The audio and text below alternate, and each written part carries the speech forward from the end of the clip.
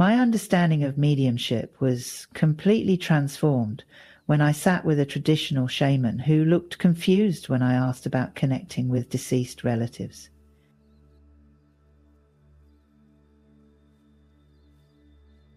Why would we disturb the ancestors for personal matters when the great spirits hold wisdom for all? He asked.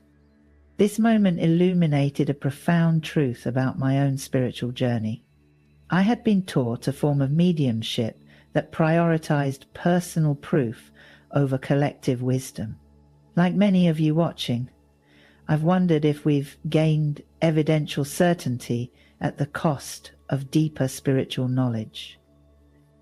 What if everything we understand about mediumship today is merely a fragment of a much vaster spiritual tradition that once existed across human cultures? Consider for a moment that our modern focus on personal messages from deceased loved ones might represent just a narrow slice of what was once a profound communal technology for accessing divine intelligence. In traditional indigenous cultures across continents, mediumship wasn't primarily about personal validation or comfort.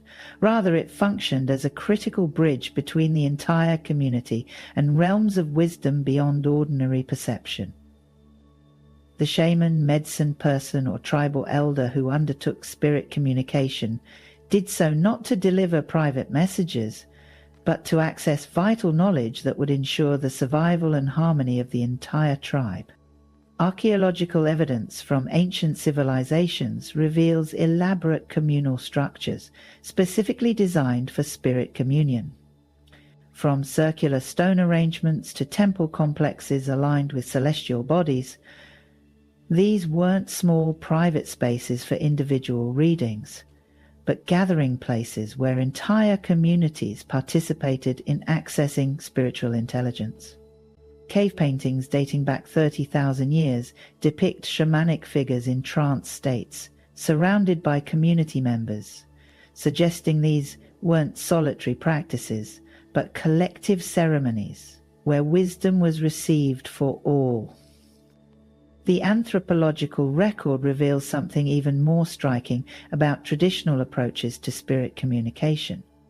Unlike today's focus on emotional closure or validating the continued existence of loved ones, indigenous cultures primarily sought practical guidance.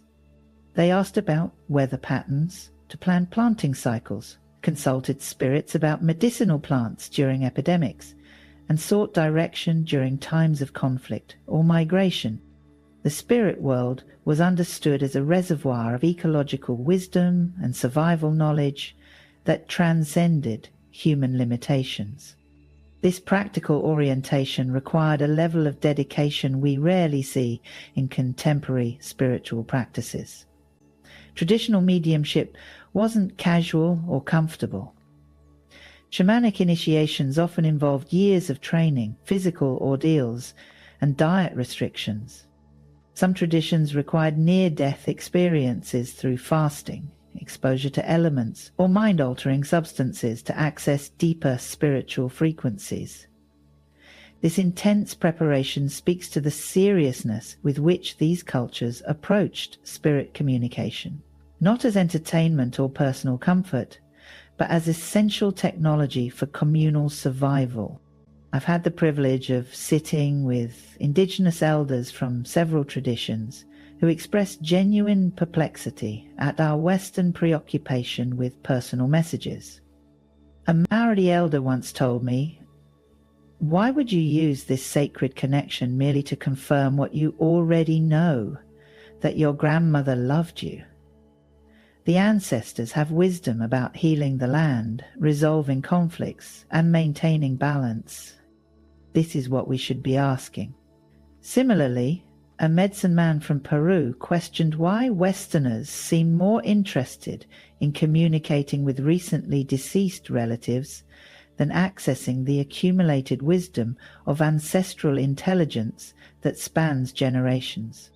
These traditional approaches suggest access to different spiritual frequencies than our modern practices. When a traditional medium communicated with spirits, they weren't merely connecting with the consciousness of recently deceased individuals, but tapping into collective fields of intelligence, what some traditions call the ancestors, others call gods, and still others describe as the living wisdom of nature itself. This wasn't just about proving survival after death. It was about maintaining vital connections between human communities and the larger web of intelligence in which they existed. I wonder what we've lost in our transition to personalized, evidence-focused mediumship. Have we gained validation and comfort at the expense of deeper wisdom? Have we traded communal resilience for individual closure? The ancient approach fundamentally differed from modern practices in one crucial respect.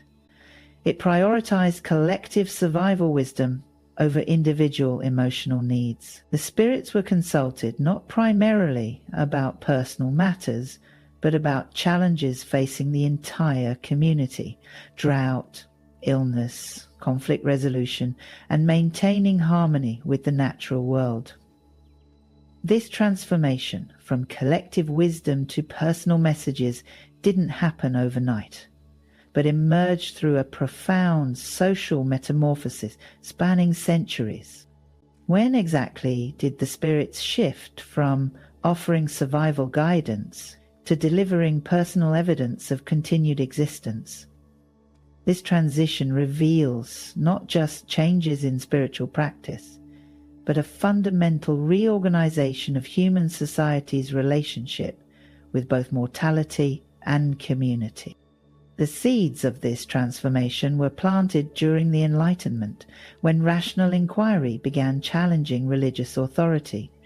As the Western world embraced reason and empiricism in the 17th and 18th centuries, spiritual experiences required a new framework to remain relevant.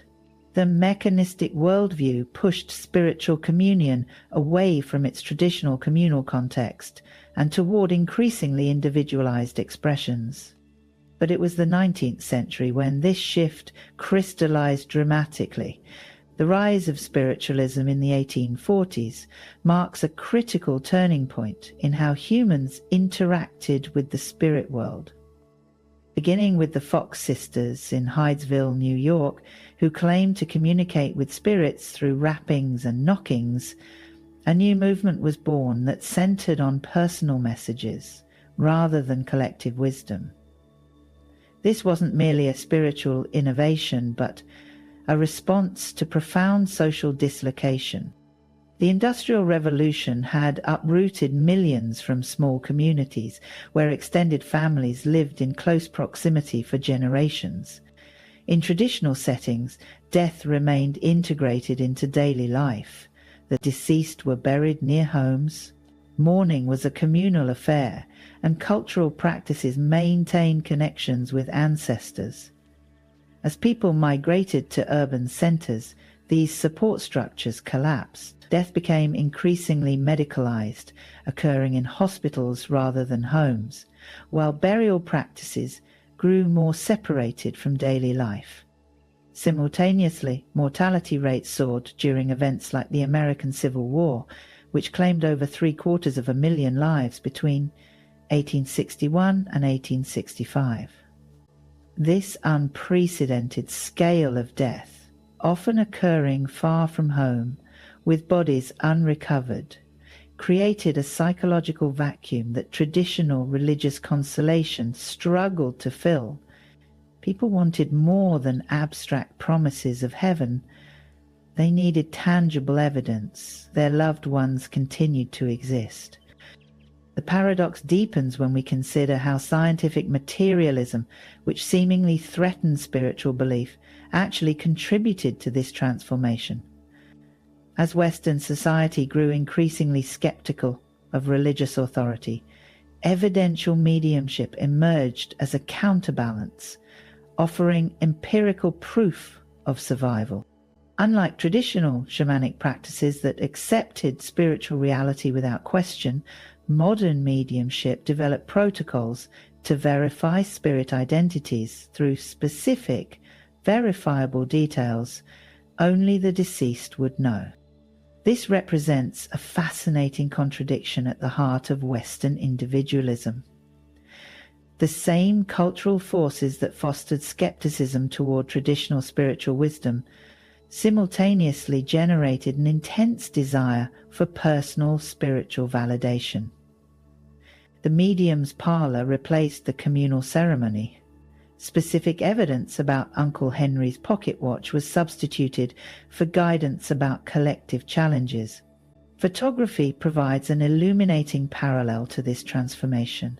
In many indigenous traditions, creating images of the deceased was taboo, a disruption of natural transitions. Yet Victorian society embraced post-mortem photography, capturing final images of departed loved ones. Both approaches reflected fundamentally different relationships with death, one emphasizing communal boundaries and sacred transitions, the other preserving individual identity beyond death. Modern mediumship practices continue reflecting Western society's emphasis on personal experience over collective knowledge. Contemporary readings often focus on validation of continuing bonds, emotional closure, and resolution of unfinished personal business. The spirits no longer warn about environmental threats or advise on communal harmony. Instead, they reassure us they're still watching over you and proud of what you've accomplished. This raises profound questions about spiritual access. Are these different approaches tapping into different spiritual frequencies altogether? Or are they simply different interpretations of the same intelligence, filtered through cultural expectations?